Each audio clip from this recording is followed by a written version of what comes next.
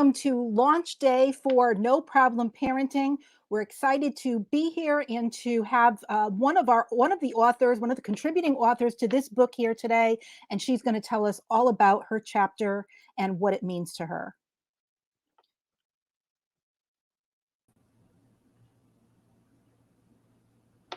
Hello. There she is. Hi, Vera. Nice to see you. So, why don't you, before we get started, why don't you just tell us a little bit about you and what you do? Okay, well, my name is Vera Thomas. I am a coach, trainer, speaker, author, and I'm also a podcast video host. I work with parents and their children. I have several programs that are in the school systems for children, and I have a program for adults called Instilling Greatness in Myself and My Children to help parents look at and identify some unresolved issues or baggage that they may be bringing into parenting that need to be resolved in order to be the best and absolute awesome parents that they are. So I love that, instilling greatness. Why Yeah. don't you just tell us a little bit about more about that? Instilling greatness, I coined that because that was one. In fact, it's one of the programs in the schools that I have for kids, and it's called My Greatness. And then I have an anti-bullying program and a writing and visual program for kids. And so, what my dreams, hopes, desires, and passions are is to instill greatness in our children as well as our parents. Yeah, and that's so necessary today for the kids, because I think a lot of them are really struggling, especially dealing with the past 3 years and everything that they've the schools, and a lot of them are behind in their studies because they were had to be home during COVID, and so has that impacted your business? Yes, greatly, because I was in the school systems doing the work that I do. And when COVID hit and schools were no longer having people come, kids weren't even going, it definitely impacted my ability to get out there. And then I started doing some things on Zoom, but I've got to get back into getting my programs in the schools. So definitely it did. So you're also a poet, and I know Yes. you've written a bunch of poetry, and you Yes. included one in your chapter, and Yes. I'd love to hear it. I'd love to share it. Let me pull it up. Okay. All right. Parenting is not an easy thing to do.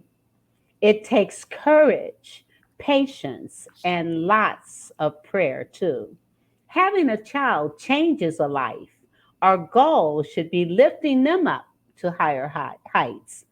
Children see what we do and hear what we say. Sometimes our own issues can get in the way. We have no control how we might have been raised, good, bad, or indifferent. We can choose better ways to develop our children to be their best. We may need to acknowledge and confess that there are things we may need to learn, allowing some attitudes and behaviors to crash and burn. We cannot teach what we do not know. Seeking wisdom and guidance so we and our children can grow into what God intended us to be. It all begins at home and may improve our society. That's awesome. I love that. I've written a bunch of poetry too, and so and it's something that for a long time for me, the poems would just come to me. I would wake up in the morning and I'd have the first line, and I would need to write it down, and I'd write that down. And some poems would have taken me sometimes 3, 4, 5 weeks to write, and then other ones I would just sit down and it would all come out. I'd wake up each day with another line. So um, uh, Wow. how did the poetry come for you? Is it something that you just sit down and it just comes out, or is it something that, over a matter of days or weeks that It just comes out. And I started writing when I was young because I grew up with no confidence and no self esteem, and I was very shy. People don't believe that now, but I was very shy and reserved. And I think it was because I was ridiculed so much, and told things like you're stupid, you're dumb, you're fat, you're ugly, you're nothing, you'll never be anything. And so I kept things inside, and writing was my way of expressing. And it was also my way of encouraging myself. And it just comes. And I'm not one to rewrite and all of Mhm. that. It just comes. And when it comes, it's just, that's how it is. Yeah. See, I would agonize over like words. I would, it would be like, should this be 4 or should it be 2? And because in my mind it had to flow and it had to sound correct. Um, but so were you always a reader too, or were you a reader and a writer, or was it just writing? I love to read as well. I love to read. And during that time, as I became a teenager, I started reading a lot Hmm. of self help books and, Think and Grow Rich, The Magic of Believing, How to Influence Friends, How to Influence People, and How to Influence Friends, and, well, Win yeah, friends and influence Win people. Friends. And yes, thank you. There you go. And, Yeah. um, and so those things really helped me. And that's why I do what I do, because I had to do those things for myself. And then I got married and was in an abusive marriage, left my husband when my son was 6 months old. But during that 3 years that I was married, all the confidence, all the self esteem, all the things that I have worked to build on, I lost. And so I had to retrain myself, get back to me. And it took 3 years to do that. But I also recognize I have a child. And now, am I not only building confidence and self esteem in myself, but I've got to do the same for my child. And so that's what I had no choice but to do that. Yeah, yeah. So, tell us a little bit about the chapter that you wrote in this book. The chapter in my book, I kind of talk about the things that I did to instill greatness in myself and my son. There were some specific things that I did with him. And I also, in this particular book, there are 21 misconceived behaviors that impact on our lives, in our homes, on our jobs, in relationships, and in our society.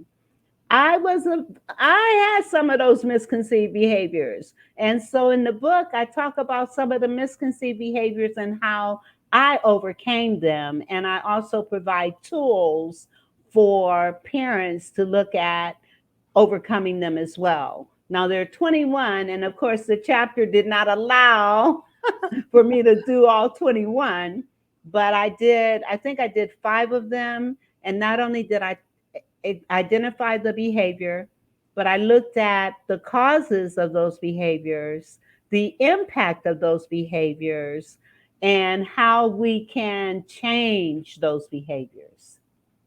Is there one of those that stand out for you that maybe you could share? One that I was a victim of, I'll call it victim. When I remember, I used to, because when you've been through an abusive environment or an abusive marriage, I came out of it rather bitter. And I remember a friend of mine came over to my house, and I lit in. If it wasn't for this, if it wasn't for that, if it wasn't for him, my life wouldn't be this way. And she looked at me and she said, "No, Vera, if it wasn't for you and the choices that you've made, your life wouldn't be this way." Well, I didn't take too kindly to that. And I displayed one of the other misconceived behaviors, which is defensiveness. So the blame game. So many times we want to blame other people for our situation and our circumstances, when in actuality, if we really think about it, it's the choices that we make that dictate some of the things that happen in our lives. By me learning to accept responsibility for my behaviors and my actions and my decisions, I was able to then instill that in my son.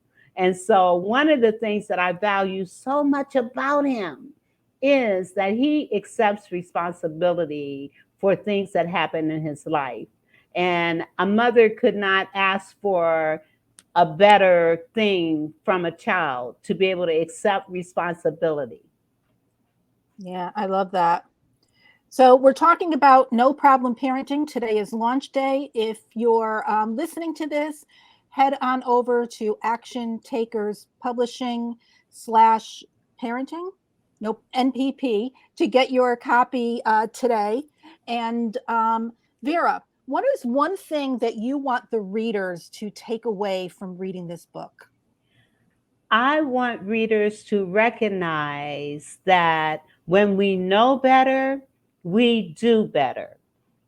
Don't beat yourself up if you read the book and you see things that may identify with, or it may resonate with you, and you may feel, oh man, that doesn't make you a bad parent. It just makes you recognize, okay, these are some things that I need to improve. Awareness precedes change, and again, when we know better, we do better. And that's what I want parents to get out of no parenting. Yeah, I love it. I love it. So thank you so much for being here for today, for sharing your wisdom, for being part of this book. We really appreciate you sharing your story and being a contributor. Well, thank you. I'm so honored to have been a part of this book. And I just thank God, and I thank you and Linda for including me in this project. Absolutely, everyone. It's launch day for No Problem Parenting. Be sure to head on over to actiontakerspublishing.com/NPP and get your copy today.